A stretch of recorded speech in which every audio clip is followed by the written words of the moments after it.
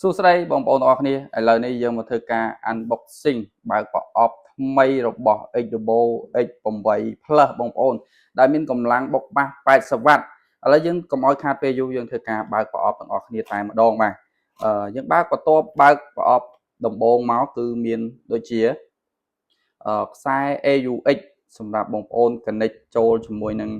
computer ឬក៏ laptop អីជាដើមបងប្អូនបាទនេះមានមកមួយបាទសម្រាប់បងប្អូន connect ហើយមួយទៀតគឺជាដោយ Type C បងប្អូនសម្រាប់សាកថ្ម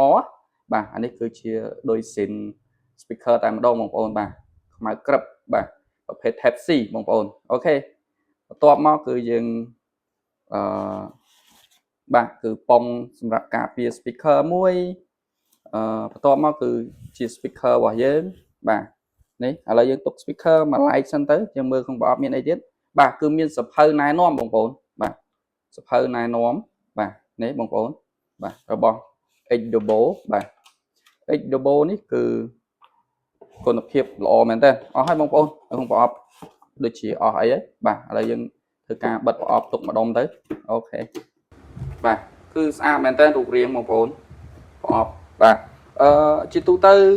បងប្អូនអាចយកធ្វើជា power bank ទៅសាកថ្មទៅទូរស័ព្ទបានអាច connect ចូលគ្នាបានទៀតបងប្អូនបាទថ្មវិញគឺកាន់មែនតើសម្រាប់ Xdebo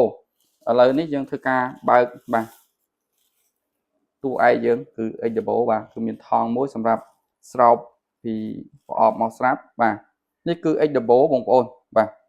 X8 Plus បងប្អូន X8 Plus រូបរាងគឺស្អាតមែនតើបងប្អូនខ្មៅក្រឹប premium តែម្ដងសាច់កណាត់គឺស្រោបមកគឺនិយាយទៅស្អាតមែនតើបងប្អូនបាទសាច់កណាត់នេះបើសិនជាប្រឡាក់អីតិចតួចបងប្អូនអាចយក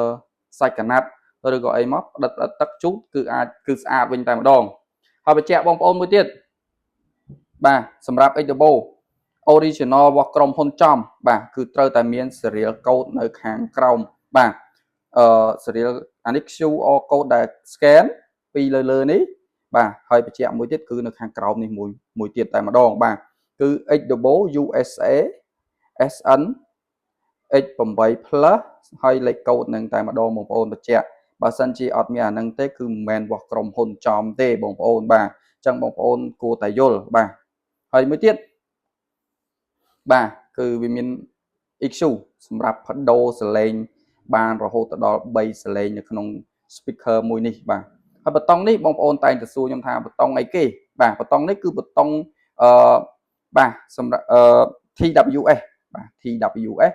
ដែល connect ចូលគ្នាពីរបាទបងប្អូនមានមួយគ្រាប់ទៀតមករបស់មិត្តភ័ក្តិបងប្អូន connect ចូលគ្នាបងប្អូនដាក់ខាងនោះមកជាហៀងខាងនេះមកជាហៀង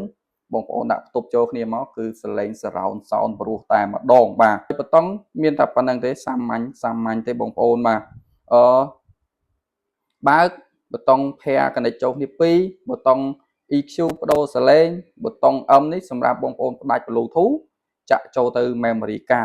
card ជាងសម្រាប់យើងដាក់នៅកន្លែងនេះបងប្អូនបាទនៅកន្លែងនេះវាមាន AUX មាន memory card ហើយនឹង USB សម្រាប់បងប្អូនធ្វើជា power bank ក៏បានបាទសាកថ្មទៅទូរស័ព្ទវិញបានណាហើយមួយទៀតគឺ Type C សម្រាប់បងប្អូនបញ្ចូលថ្មទៅទូរស័ព្ទដៃបាទ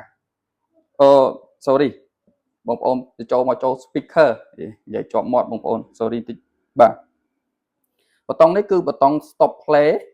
ប៊ូតុងសញ្ញាដកនេះគឺប៊ូតុងបន្ថយសលេងបើកសលេងបាទអញ្ចឹងវាមានតែប៉ុណ្្នឹងទេបងប្អូនរូបរាងគឺស្អាត premium តែម្ដងបាទហើយតម្លៃរបស់វាវិញ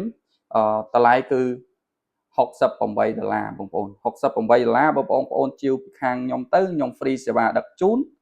ថែមបំសាកឲ្យមួយទៀតបងប្អូនសម្រាប់បងប្អូនដែលជឿជាក់លើខាង SR Shop យើងខ្ញុំតម្លៃនេះតែ68ឯងបងប្អូន68បាទអរគុណច្រើនសម្រាប់បងប្អូនដែលទស្សនាការបើកប្រអប់ថ្មី Xdebo X8 Plus កម្លាំង80 វ៉ាត់មួយនេះបាទបើសិនជាបងប្អូនស្រឡាញ់ពេញចិត្តលើវីដេអូខ្ញុំបាទបងប្អូន